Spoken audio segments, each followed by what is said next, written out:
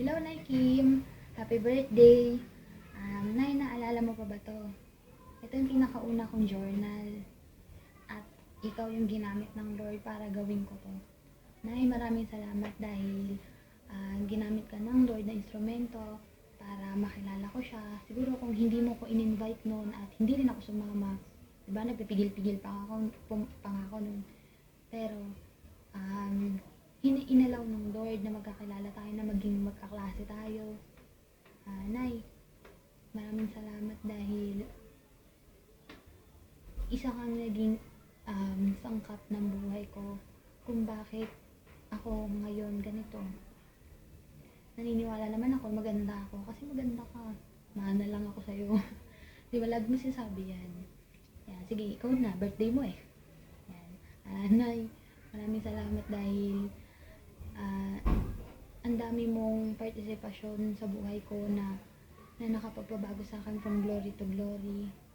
Maraming salamat kasi ikaw yung hindi ko na siguro makikita na meron ka parehas. Nag-iisa ka. Nay, sabi mo nga sa Matthew 5:16, we are the salt of the earth. Totoo, Nay, we are the salt of the earth.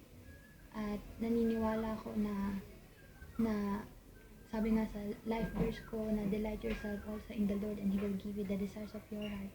Naniniwala ko na ibibigay ng Lord yung deserving sa'yo.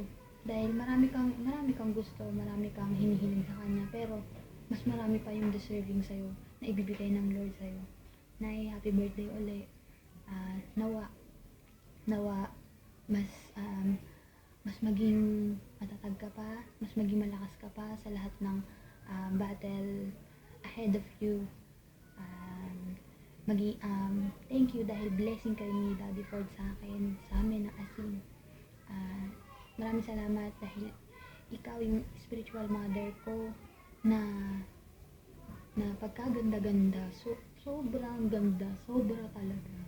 Yan, maraming salamat, na I love you.